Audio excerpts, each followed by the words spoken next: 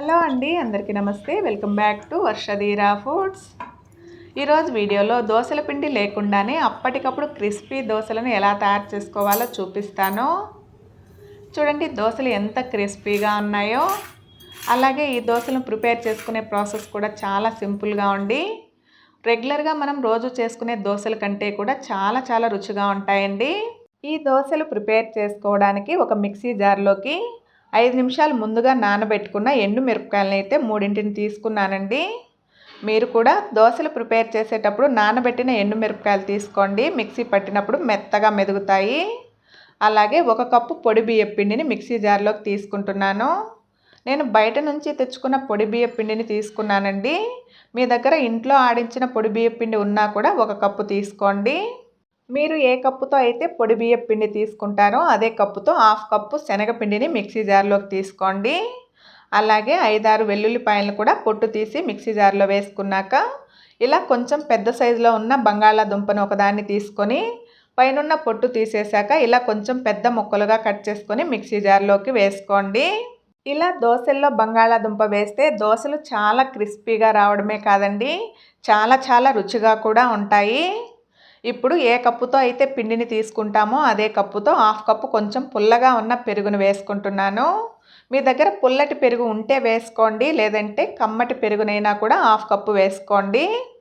ఫైనల్గా రుచికి సరిపడా 1 స్పూన్ సాల్ట్ను కూడా వేసుకున్నాక 1 కప్పు నీళ్లు తీసుకొని కొద్దిగా ముందుగా మిక్సీ జార్లో వేసుకొని మిక్సీ పట్టుకున్నాక చూసుకొని కొద్దిగా నీళ్ళను వేసుకుంటూ మెత్తగా మిక్సీ పట్టుకోవాలి.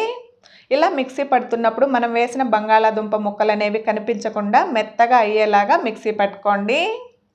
బాగా మిక్సీ పట్టాక మీకు చూపిస్తున్నాను చూడండి, ఎక్కడా కూడా బంగాళాదుంప ముక్కలు అనేవి కనిపించకుండా ఈ విధంగా మెత్తగా మిక్సీ పట్టుకోవాలి.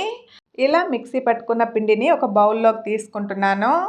ఇప్పుడు పిండి కన్సిస్టెన్సీ చూపిస్తున్నాను చూడండి, ఈ విధంగా ఉండాలి. పిండి అనేది కొంచెం గట్టిగా ఉన్నట్లయితే కొద్దిగా నీళ్ళను కూడా వేసుకొని దోశల పిండి కన్సిస్టెన్సీ వచ్చేలాగా మిక్స్ చేసుకోండి. ఇప్పుడు ఈ దోశలు అప్పటికప్పుడు ప్రిపేర్ చేస్తున్నాం కాబట్టి 1/2 స్పూన్ వంట సోడా వేసుకొని మిక్స్ చేసుకుంటున్నానండి. ఇలా వంట సోడా వేసుకుంటే పెనానికి దోశలు అంటుకోకుండా ఉంటాయి. మీ దగ్గర వంట సోడా లేకపోతే బేకింగ్ సోడా ఉంటుంది కదండి, దాన్ని 1/2 స్పూన్ వేసుకొని పిండిలో కలిసేలాగా మిక్స్ చేసుకోండి. ఇలా పిండిని రెడీ చేసుకున్నాక వెంటనే దోశలు వేసుకోవడమేనండి, వెయిట్ చేయాల్సిన పని లేదు. ఈ పిండితో ఇప్పుడు మనం దోశలు వేసుకుందాము. దోశలు వేసుకోవడానికి ముందుగా స్టవ్ మీద పెనం పెట్టుకొని స్టవ్ వెలిగించి పెనం వేడయ్యాక కొద్దిగా నీళ్లను చల్లుకొని టిష్యూతో కానీ క్లాత్తో కానీ పెనాన్ని నీట్గా ముందుగా క్లీన్ చేసుకోండి. ఇప్పుడు మనం ప్రిపేర్ చేసుకున్న పిండిలో నుండి మీరు ఎంత మందాన దోశలు వేసుకోవాలనుకుంటారో దాన్ని బట్టి పిండి దోశ పెనం పైన వేసి దోశలు వేసుకోండి. ఇలా దోశను వేసుకున్నాక సిమ్లోనే కాసేపు కాలనివ్వండి. పిండి అనేది దోశ మీద పూర్తిగా ఆరిపోయిన తర్వాత స్టవ్ని మీడియం ఫ్లేమ్లో పెట్టి పైనుంచి 1 స్పూన్ ఆయిల్ వేసుకొని బాగా ఎర్రగా వచ్చే వరకు కాలనివ్వండి.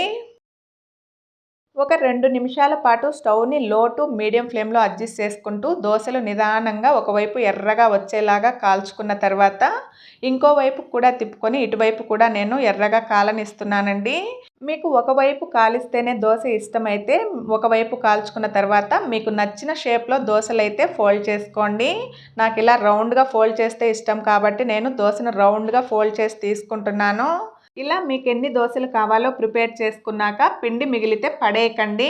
ఫ్రిడ్జ్లో పెట్టుకున్నారంటే మీరు తర్వాత రోజు కూడా మీకు కావాలన్నప్పుడు ఇలా క్రిస్పీ దోశలను ప్రిపేర్ చేసుకోవచ్చు.